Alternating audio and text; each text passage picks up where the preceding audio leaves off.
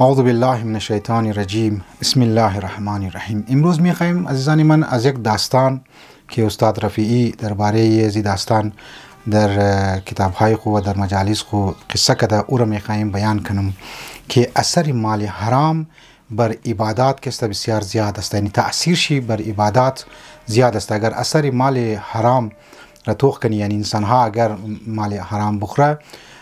بسیار زیاد امکان است، قوی احتمال است که دیگه او د عبادات لذت که است او نکنه یا اصلا عبادات را طرفش نره، یعنی سستی کنه و مثلا دیگه اگر تیم نماز میشه دو گنٹه با سی گنٹه نماز بخونه اورم یک اوچک بیچک ولی یک تیز نماز میخونه، اصلا نمیفهمه که ما در چی میخوانم. یکی از اثرات چمی است زنی من که مو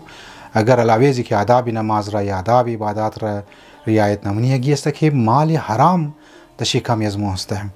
واقعا یکی از چیزهایی که دعا را نمیله طرف آسمان بره و دعاها قبول نموشه و بعضی از افرادهای اعتراض مونه که مود مشکلات گرفتار است، یک شمی لقمه حرام است. پسر مرحوم یعنی فرزند مرحوم حاج شیخ عباس قومی رحمت الله علیه نقل مونه ما 40 سال دیات ماست که مو توغ مکدی که صبح گاه پدر گرامی از ما صبح بال مشوده از نماز صبح پیش نماز شب میخواند گریه مکد از خاطر نیق شی، یعنی گریه شی مو بیدار مشدی واقعا کد خداوند متعال راز و نیاز مکده که مگه یک روز مور در یک باغ دعوت شد، مو رفتی کد پدر خو اونجی نان خوردی دمزو باغ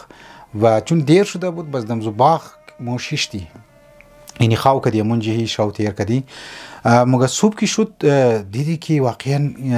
اقدام نیت گشت نیت منده که خورشید یعنی سورج طلوع کنه که نماز قضا شونه 10-15 منیت منده بود. مگه عباس قومی یعنی پدر گرامی از من نماز میخونه و از بعد بسیار پریشان وقتی که واپس خانه ما مگه بر تحقیق کو که باغ والا کی بود. مگه مو تحقیق مونی که از بعد مفهمی که باغ والا کارهای دیگه صحیح بود، لیکن یک کاری مکد که مردم را قرض میداده که از قرض به سود میگرفته که لذا پسر از این مگه فرزند عباس قومی رحمت الله علیه مگه که ما دیات ماست که از بعد تا 40 شب را پدر از مرا توفیق میلاو نشد که نماز شب بخونه و پدر ما بسیار ناراحت بود تا او لقمه حرام الان که البته لقمه حرام معنیش نبوده که نه از قصد خورده بوده، اثر وضعی داره، حتی اگر بیخبرم انسان بخور از خود خو یک اثراتی داره و پدر از من نماز شب نخوانده که یعنی سلبی توفیق شده مو نماز صبح را میخوانده که لذا ازانی من مود منی سوسایتی از خود توغ منی که چقدر فرار زیاد است، چقدر دوکه زیاد است، چقدر مال حرام مخور دکاندار بگر که اگر 5% میتونه کمایی کنه و میگره 50%. اگر ما بارها گفتم چینکر مافیا و پراپرتی مافیا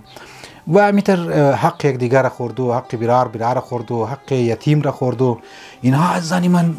برای عبادات انسان اثر داره و بعضی اگر مو میگن که توفیق عبادات میلاو نموشینال ماه مبارک رمضان نزدیک است که مو باید صحیح معنی داری ما عبادت کنی، میگن که لبی روت لدو بازی مشه، کریم بورد بازی مشه، واقعا از این شبهای بزرگ مو محروم منی. یک شی علت هایشی یکی از فکتور شمیه که در شکم از مو مال حرام است.